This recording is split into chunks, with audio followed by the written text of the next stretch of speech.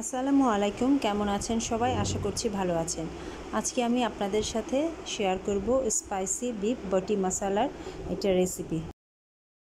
চুলায় একটি প্যান বসিয়ে এখানে আমি 100 ml এর মতো তেল দিয়ে দিব।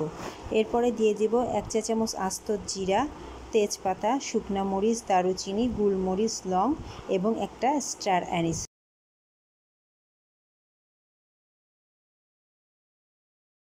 এখন এখানে আমি 4-5টা বড় সাইজের পেঁয়াজ ঝুরি করে দিয়ে দেব। পেঁয়াজটা যতক্ষণ না বাদামি হবে ততক্ষণ আমি পেঁয়াজটা ভাজতে থাকব।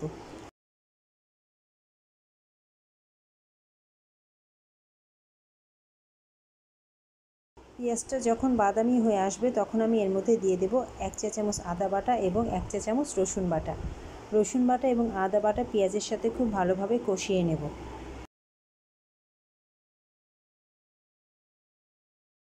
এখন আমি এখানে 1 টেবিল চামচ পরিমাণ লবণ দিয়ে দেব।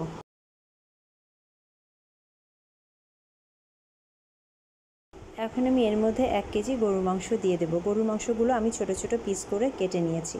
আপনারা চাইলে এটা খাসির মাংস দিয়েও করতে পারবেন। মশলার সাথে মাংস খুব ভালোভাবে মিশিয়ে নেব। এখন আমি গরুর মাংসটা ঢেকে দেব এবং চুলার আঁচটা বাড়িয়ে দেব। 10 মিনিট পর ঢাকনাটা খুলে এখানে আমি দিয়ে দেব 1 চা চামচ পরিমাণ গরম মশলার গুঁড়া, 2 চা চামচ পরিমাণ ধনিয়ার গুঁড়া, 2 চা চামচ পরিমাণ মরিচের গুঁড়া এবং 1 চা চামচ পরিমাণ হলুদের গুঁড়া। সব কিছু খুব ভালোভাবে কষিয়ে নেব।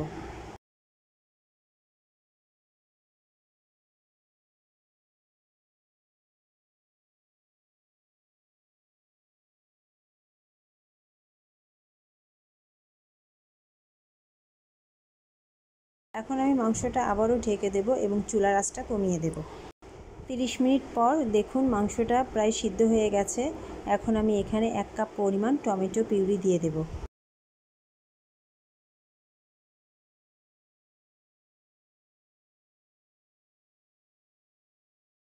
এখন এখানে খুব অল্প পরিমাণে জয়ফল দিয়ে দেব।